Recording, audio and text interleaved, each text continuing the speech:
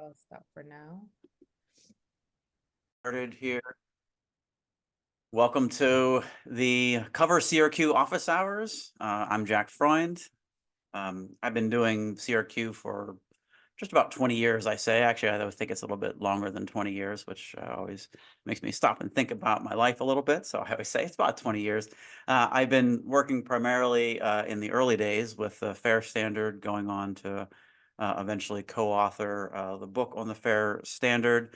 Worked for a variety of Fortune 100 companies implementing FAIR internally, and also building automated CRQ solutions. Also worked for a couple startup companies doing automated CRQ solutions as well. So I know a lot about it. Happy to take any questions as we get into this, and feel free to stop me whenever. I promise I won't lose my place at all.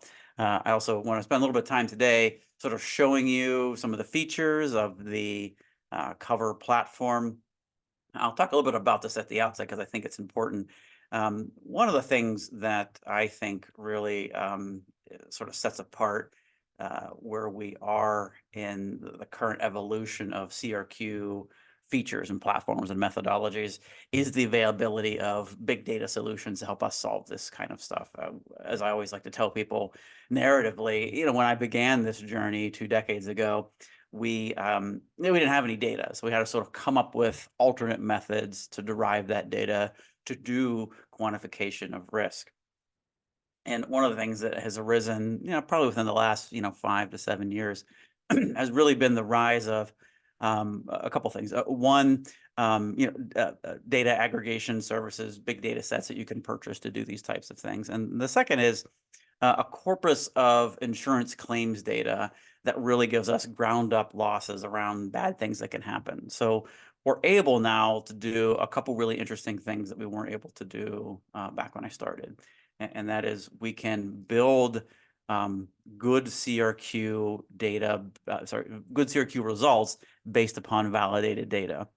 So even when I built these things internally, I always suffered a little bit because I could I could do them, and because I was who I was able to have these really meaningful conversations around what the results mean and how we should drive that into the organization in terms of action items. But when we got to the inevitable questions around things like benchmarking or peer losses, it's just those sort of build your own solutions just don't really allow you to do that very well. And then, I had spent some time doing some scoring work for Moody's. They wanted to have the ability to incorporate cybersecurity into their credit default probability conversations. So when I did that, I think there is a whole other approach to that was able to be layered on top of these kind of things that were really pretty meaningful that way. So, we'll walk through a couple of these features. We'll look at some of the outcomes of this, and we'll filter questions as we go. Let's see, we have one question already from Chris. The math behind calculating risk likelihood. How to use the correct CS control and how to weight them. Oh, this is a great question. Yeah, so a little bit of question around some of the scoring around the controls, particularly CIS, but it works the same for all of them. I will be sure to get to that as we go. So thank you for popping that question in there. All right. So these are sort of what we call these widgets, these sort of high-level views of some of the results of the assessment. These are important for a couple reasons. One, I always think, especially in 2024, when you begin thinking about doing CRQ, it's really around what happens after the results are calculated. You need to ensure that the results are valid and that they're defensible, of course, but there's less focus now, I think, on spending time doing calculations and more on operationalizing CRQ. So that's why these widgets, I think, are pretty critical here. And you see a couple really fascinating things here based upon an underlying risk forecast calculation. And these are sort of telling you, again, trending over time around 2 points in particular, average and extreme. And this widget on the right here at the top that tells you a little bit about what's the likelihood of occurrence given some sort of peer benchmarking, which right below that you can see here's how this is set up. And these are customizable, but you can kind of get a sense of what that peering looks like. Modern CRQ is really based upon 2 big things, and that is firmographics and technographics. So what does frequency, what does loss look like for firms that look like me? And you can define that in a number of different ways. And then also, what does that look like for organizations that have a particular technology profile that looks like mine? And we factor both of those things into here. And that answers some of your question, Chris, too, about how we think about doing the controls and weighting that likelihood piece of it. It really comes down to how often do attacks manifest for firms in my demographic, or in my firmographic technically, and then how did that look like for controls, for the types of technology controls and solutions I have in place. Because sometimes sometimes attacks manifest because I am who I am in a particular industry, and sometimes they manifest because I have a particular technology profile. So my example is for uh, clarification, we have a struts platform somewhere, and as a result of that, it doesn't matter which industry I'm in or how big I am or the type of technologies that I have. I have struts, so I'm vulnerable. So these sort of spray and pray kind of attacks happen that way. So you have to factor both of those kind of things in to do that. All right. Let's move down here a little bit too. You see this top recommended actions piece here. Again, this is, I think, really driving action in the organization around particular types of controls. We'll deep dive into what that looks like and how we calculate that. These event statistics are pretty important too. In some recent conversations I had, there was a really interesting point that came up where somebody said, we focus a lot on the financial impact, but just as important are these event durations, and sometimes the record's compromised as well. But it's one of those things that you can compute from each of those kind of calculations. It's not just the loss from a financial perspective, but also how long we've been out of operations and how many records we have exposed as well. And this really leads into some of the conversations around materiality too. And I could share a thing about that at the end, because we have some customer reports we're doing for firms that are looking to better understand what financial materiality looks like to meet the SEC guidelines. But I always say that I think that's, even if you don't have SEC obligations, I think that's the same kind of conversation, the same type of threshold you would think about in terms of coming up with materiality as well. Further talking about event origination here are these sort of views of what types of attacks are driving loss in the organization. So not just what does loss look like in general and what can I do to improve it, but what kind of controls do I need to fix, and from what type of attacks do I need to defend myself? And you could look at this not just from a financial perspective, but also from a likelihood perspective. And I like this because it's very often the case that we spend a lot of time looking outwards, thinking about types of loss that, types of events that will manifest in the organization, i.e. we're being attacked from different types of threat groups that way. But normally it's human error within our organization that really causes a lot of problems this way. So this example kind of shows that here, where we have, almost 12% of our events are originating from us making mistakes versus from a loss perspective. These valid account attacks are pretty meaningful to us. These in particular aren't MITRE, but they're aligned to a lot of the MITRE attacks. Some people find MITRE to be a little bit too big for CRQ processing. That's my sort of thoughts on it. But there's like useful things in general around how we think about these things and how they manifest in the organization. So all of these kind of things are really underpinned by this, which is this loss exceedance curve calculation here. In statistics, they call them exceedance probability curves, or somewhat literally the probability of exceeding a point on this curve. So in this case here, where I happen to stop the mouse, you kind of see there's a 17% chance that we'll experience a business interruption event in the amount of $10.7+ million. And that's sort of an example of what that looks like. And you can drive all the way up and down here too. These are broken down into 6 different scenarios. I'll take a minute to talk a little bit about scenario modeling in CRQ. For a long time, I wrote about doing very granular types of scenarios using FAIR to analyze them in very piecemeal kind of ways. I still think that's valid. One of the things that you have to sort of account for in any model, and this is one of those sort of watchwords of all modeling, is this expression that all models are wrong, some are useful.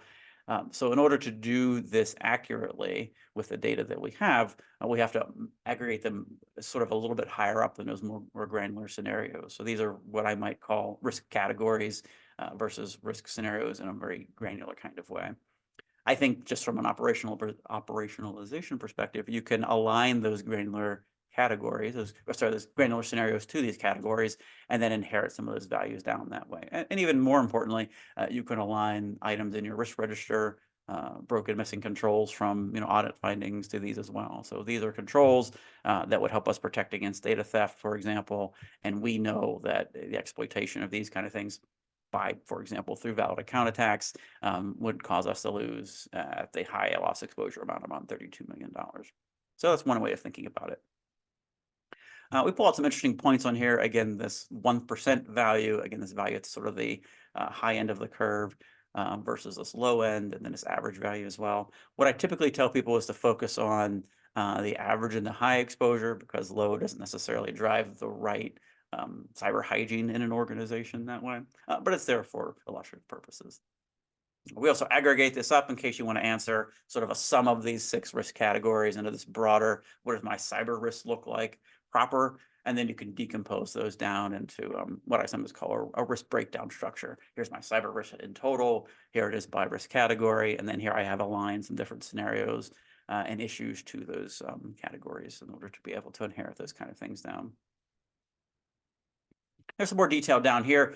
Further along the line of some models are useful. What we like to do is be very clear about the types of data that we have available, and any CRQ solution should do this. So we kind of show here in these light blue ovals where we have good data that we bring to the table for our modeling. So if we're going out based upon firmographic profile and the technographics in your organization and pulling in data sets that we have around frequency and loss for that. We also have the opportunity for you to specify custom damage types here in these purplish kind of ovals here. And you see in particular for IP loss and lost clients, we're pulling in some typical 3-point estimates, min-max most likely, sometimes called a beta PERT distribution around what those kind of losses look like. Oh yeah, Yasser has a good question. I'll go back here and show this. This scenario over here that we have around business interruption and third-party failures. I'll talk about these a little bit too. These are kind of important. Some of these are containerized. Some of these are, and all of them are aligned to different riders on what you might find in a cyber insurance policy. This is a good segue here. We began doing our modeling on cyber insurance firms around 6 years ago, 6 or 7 years ago now. And that was to do like risk accumulation modeling for the cyber insurance companies. And what we discovered was we built a really solid model for doing that is applicable to broad enterprises as well. So we've carried forward some of those categories because that was how they aligned to some of the coverage types that we were modeling that way. So business interruption is a very broad category, and in some cases that includes some things like ransomware, although our ransomware scenario also covers things like double and triple extortion, which comes into that data theft and privacy piece as well. The third-party ones, I always say, are directional. So third-party service provider failure would be as if AWS failed and you were affected by that because you're hosting things there. Third-party liability is in the other direction where you're somebody else's third party and you have liability because you failed to execute on a contract due to some sort of cyber nexus that way. So there's some overlap between them, which is important to call out, but also an important way to think about how these different scenarios manifest themselves. And sometimes it's important to kind of see these things in an aggregate way, even though there is some slight overlap underneath them. We account for that when we do this aggregate loss that way and the overlap between them, but that's an important consideration. Great. All right, let's move down here a little bit. I talked about the different types of scenarios. This is a new feature we just put into place a couple weeks ago, and I'll talk about this a little bit because it's really kind of fascinating, I think, for really driving good risk governance in your organization. If you think about how I originally described some of the data modeling that we do in terms of inherent risk around you operating in a particular firmographic and some of that technographic profile there, the risk progression is really an expression of that. So we don't call it inherent risk because that, I think personally, and I've had a lot of experience with this, has a lot of triggering kind of conversations around it. So and baseline sometimes means this sort of, for a firm in your industry, here's kind of what this this maximum kind of risk looks like for a firm in your organization. If you turn controls all the way up, this is what this minimal risk looks like. And then we sort of compute where you are in your progression towards that minimal risk, and then sort of allocate a score to that. A couple quick notes. It's not exactly risk without controls the way a traditional inherent risk assessment would go. So that in risk without controls, I always find somewhat not as useful as people think that it is, because we can compute, as you can see here, what your current risk looks like. And normally people will only, if you look at sort of the risk literature on this, they will compute inherent risk only to be able to then add in controls to get the current risk this way. So we've modified this a little bit to express where we think that baseline risk looks like for somebody operating in a particular firmographic profile. So inherent to the industry that you're in, here's what risk looks like, and then we're modifying risk based upon that. This has trended over time, and because of the recent deployment of this feature, we don't really have good changes here. But what you can kind of see in this graph here below is what we're calling this history piece here. And this is, I think, really, really critical because it shows you a couple different things. And I'll just modify the view here for some interesting points. The first is risk fluctuates over time. Some of those things you control, some of those things you do not control. So the things that you do control come down to what does the control profile look like in your organization, and what does the asset profile look like in your organization? So what types of technologies and assets do you have? What types of controls you have? Those are things that you do have under your purview. The things you don't are the broader marketplace of the risk landscape. So, and we're reflecting this in these reason codes here to the right. So for example, here you can see a change was made to the company profile. Beneath that, we made some changes to our model, updating some of the calculations, updating some of the data sources, and these sort of things fluctuate over time this way. So this is a good conversational starter around how things in your organization are shifting due to no fault of your own, but instead due to the fact that there's broader changes in the marketplace. This is why I think it's much more important to think about risk, probably not with the same immediacy of your SOC operations, but certainly on a more monthly cadence than a lot of organizations may have been thinking about it previously. So some companies will do sort of annual risk assessment that way, and that sort of sets the tone for the next 12 months. But there's a lot of shifting happening in those 12 months that if you're not really paying attention to that broader landscape of data, broader landscape of attacks that can really affect the way that loss manifests itself. This sort of different approach to thinking about risk as a more frequent update kind of event, I think is really kind of important. All right, so we'll move on now to some of the security control recommendations that we make. And sometimes we will talk about this as sort of best opportunities for improvement. One of the things I think is really kind of fascinating here as you go through this, I mentioned that we're doing these, well, I'll just go back here and show you, these loss exceedance curves. These are the result of 10,000 simulations over the next 12 months. This is sort of the way I think about it. This is called Monte Carlo simulation, where we take a bunch of random variables, we simulate them, and sort of get what that net result looks like that way. One way to think about it is, we've simulated, 10,000, let's call them 2024s, and then these are sort of the average min max results that come from that. As we're doing that, we're also simulating the control state across your organization in a variety of different ways to kind of show you how this would have affected those results were they in place at different levels. So a couple ways to think about this. We implement this in this CSF terms. We also have native CIS capabilities.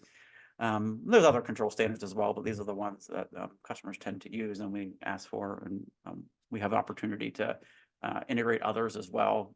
On our roadmap, we have other ones you can sort of display in. So think about this as a display layer for your control environment expressed in whatever framework is meaningful to you.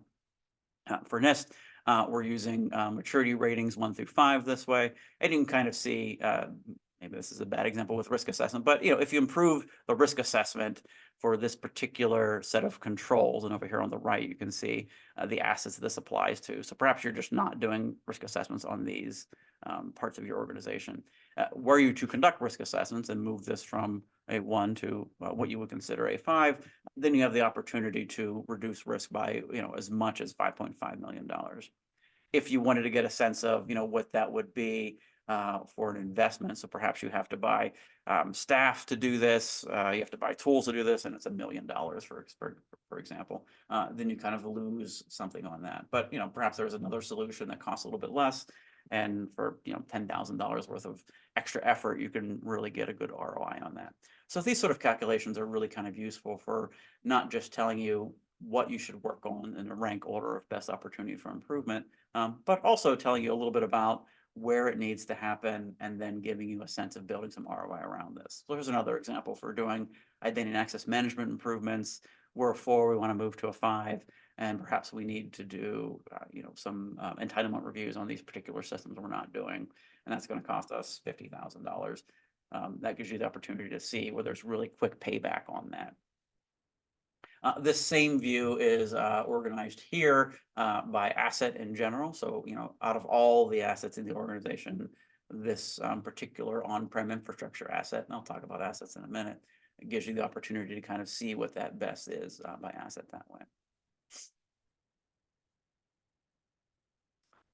The other thing here that we include under our risk management grouping here is thinking about risk from a risk transfer perspective. So one of the things I've been saying a lot is the risk governance triad really comes down to how you spend your cybersecurity budget dollars, and that's what we're kind of looking at here. Here's the best opportunities for improvement.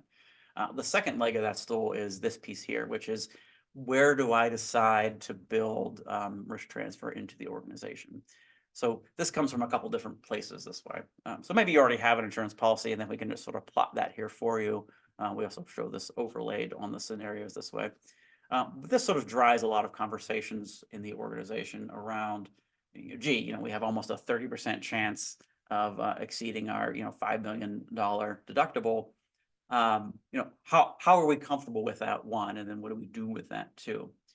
For as quantitative as I've been for 2 decades now, and that I drive a lot of companies to start thinking about risk in this way, how you feel about particular loss amounts really is an important component of setting appetite values and also setting materiality values. So what do I do with this after I see this? That's a really important component of this.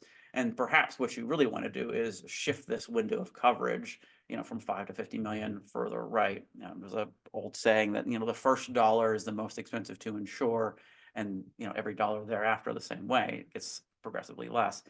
So the more you can shift this to the right on your loss curve, the better. This is sort of thinking about it like a, catastrophic risk kind of plan. We're pretty comfortable managing risk up to, $5, $10, $20 million, but beyond that, that's really where they want to begin to transfer that money out.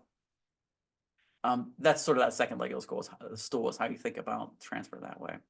The third leg of the stool really comes into capital management and financial services companies. This is a regulatory requirement, but for all companies, you should think about where's this $5 million going to come from? And, in the, 4% chance that we exceed $50 million worth of coverage, where's that money coming from and how are we planning for that? So engaging in conversation with the CFO organization around, are we setting money aside for this in a capital adequacy kind of way, the way that banks do it? Are we just putting money in a bank account? Do we have a bond for this? Or are we comfortable just paying this out of the current year's revenue if it happens? Those sort of conversations constitute that third leg of that risk governance stool there. I see your question, Chris. I will get to that in just a second here. A couple other interesting components here, and we again built some additional widgets for reporting purposes in here, is we put together a couple sort of, what are my top risk? In this case, here's the top 3 scenarios here based upon average annual loss or high exposure. We can do the same kind of thing. Best opportunities for improvement. Again, this control summary where we add across all these categories of risk. And then this one I really like is what are my top risk drivers from a technology and third-party service provider perspective. So we build again a technographic profile of your company. So we're talking about things like, for example, our Windows systems comprise almost 5% of all of our loss potential that way. In this case, the number might be relatively low or relatively high, depending on your outlook. But this sort of gives you a punch down list of saying, these are the things I need to spend the most time on. If I'm going to have an event, it's likely going to come from my Windows system, etc. And then some other interesting points here around where these things come from and where there's some top opportunities for improvement. I think it's important to layer in cyber risk quantification into your third-party components as well. We don't have a replacement here in this example for our entire third-party risk platform, but we do allow you to layer in some interesting analytics over top of it. So in this case, what we're looking at are interesting components around a couple different scenarios of loss and these third-party service provider failures here, which is actually really kind of useful. So you kind of look at this and say, well, we have a number of scenarios that can befall us. Our Oracle Cloud tends to be driving most of them, even at 2.2%. It's not particularly high relative to other things we may see, like for example, our Windows systems, but still driving amount of average loss over the next 12 months that could look like this if it were to materialize. So these are useful conversations to sort of layer in on top of those kind of things. So where this comes from and where we sort of get these conversations really comes down to how we think about modeling our companies here. So I talked a little bit about firmographics and technographics, and this is where this sort of comes into play. One of the biggest things and the biggest challenges to doing CRQ modeling has traditionally been what that onboarding time looks like. So as we began putting in this sort of data, what we're doing is building part of that firmographic profile. And I'll just pick some random ones here to be interesting. The countries and industries that you're in, railroad, and eating and drinking places. And then you sort of indicate what are the types of regulations we need to care about. Security certifications of your organization, and then how you want that output to look. Here's where we begin modeling some of that risk transfer piece there. And you can see that this is where that comes into play. And that's it. At this point, our systems are going out and gathering data from our corpus of data about your company.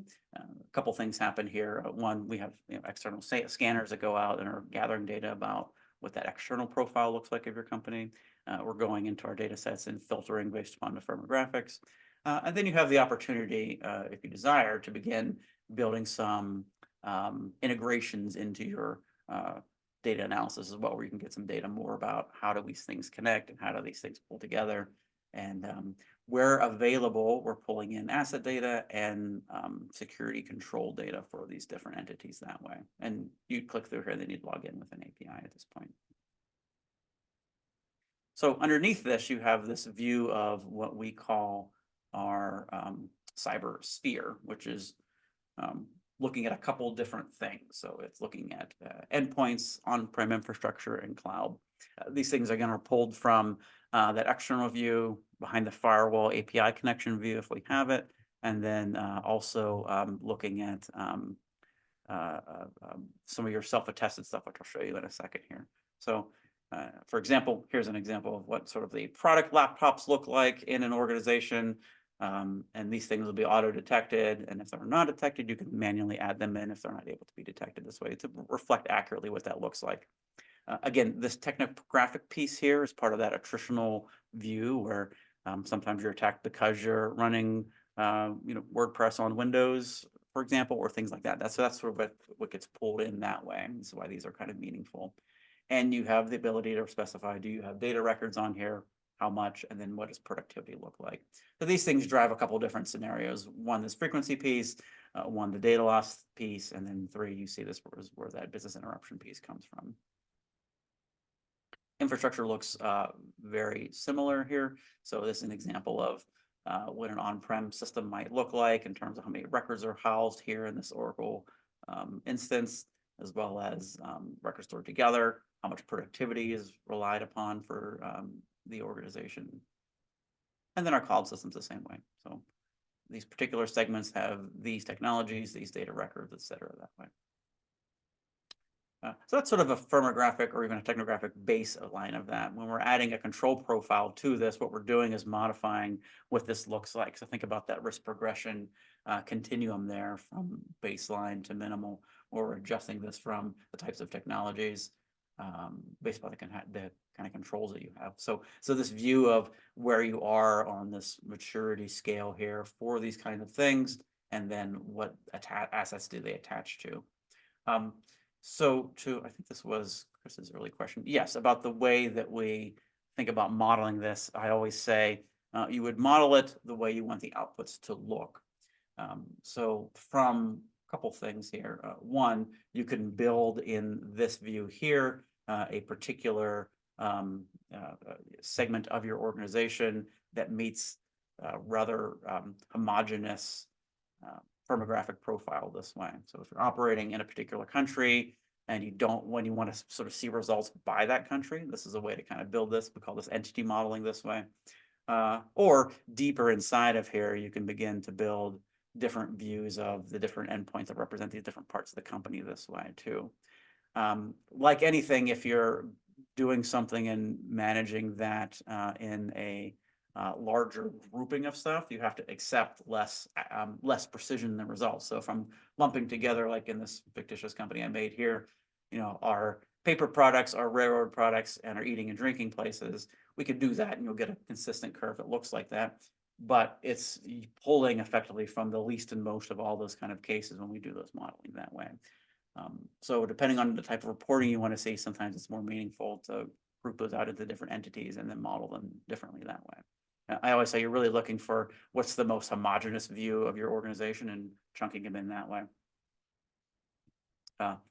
Likewise, when you're thinking about endpoints, the more homogeneous they are, the more likely they are to be modeled as an individual entity that way, unless you're willing to accept some more variability in the answers because you're grouping big things together that way. The last thing in this section here I'll show you is that we attach to this view of these custom damage types. I started with this, but I'll refresh your memory a little bit. Here are the types of loss forms or types of losses that you might experience as a result of experiencing an event. So we're going out into our data sets and curating that for you. Here's where you're able to specify particular types of additional losses that we're going to blend together with these to more accurately reflect your organization. So in so doing, we're taking a traditional sort of 3-point or beta perch distribution, min, max, most likely, and then here's where you attach those to different types of scenarios that you want to see them reflected in that way.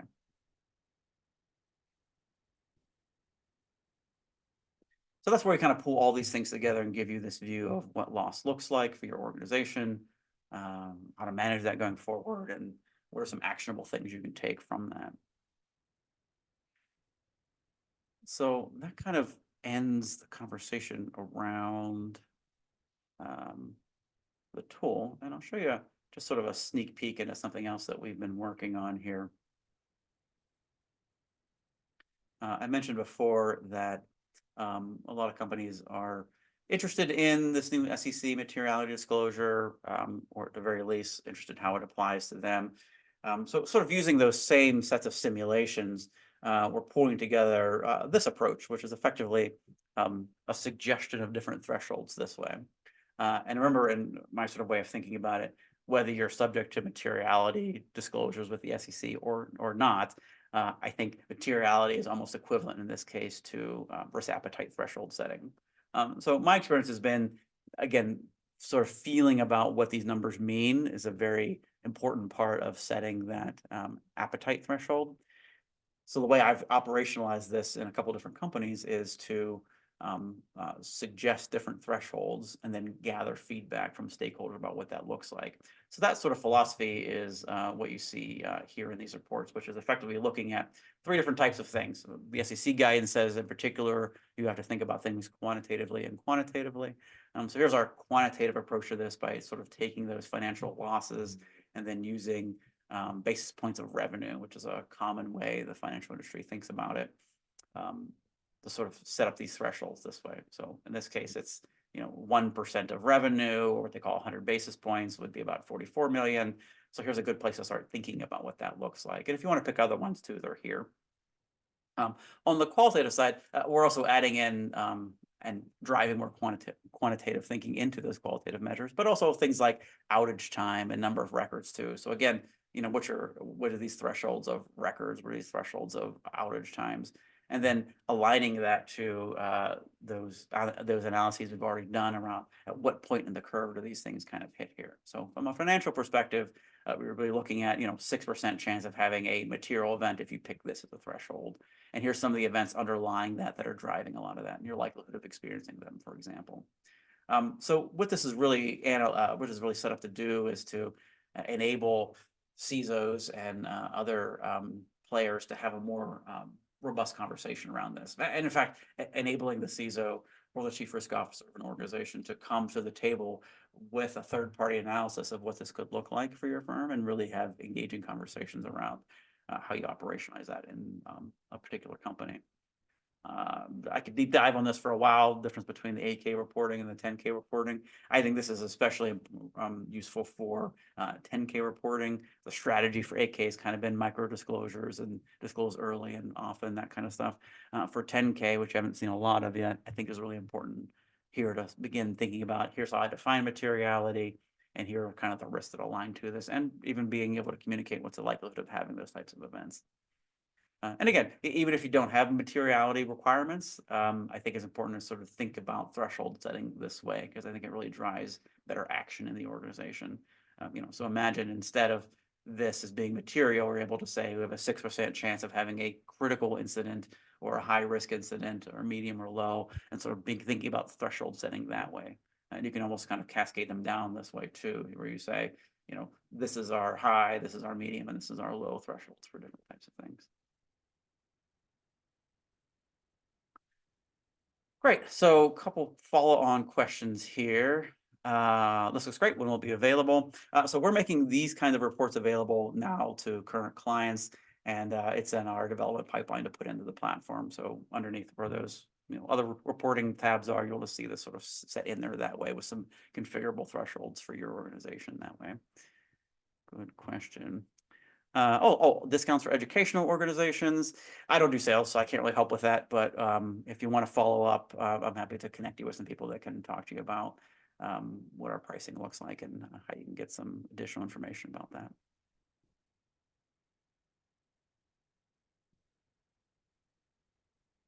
Oh, another question. The ingestible data sources tab was interesting. Are those integrations taken as one-offs or continuous integrations? Are they used to better understand the topology of IT only or to assess control performance?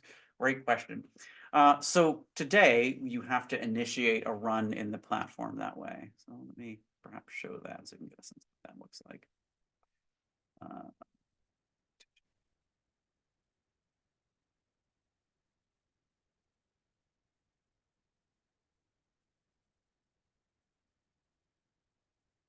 Windows, there we go. So when you go onto this main screen here, you would have a run new quantification button. So there's not continuous monitoring necessarily today. This is again in our pipeline. We think what we want to be able to do is drive interest in regularly checking in and seeing this kind of stuff. Again, my model for this is thinking about how SOCs operate and giving you the ability to effectively create a risk SOC this way, where there's updates that happen that you don't control, especially in the risk progression tab, where you can get a sense of here's things that have changed and here's why they've changed this way. So right now these are on-demand connections, both on the API integrations and on the runs. But what I think is important is when you think about building these kind of things, you have the opportunity to, as we're doing, set a static for here's my company model the way I want it to, and then automatically opt into running those things continuously that way. So we're pulling data, we're computing data and pushing it back out to you in those kind of ways.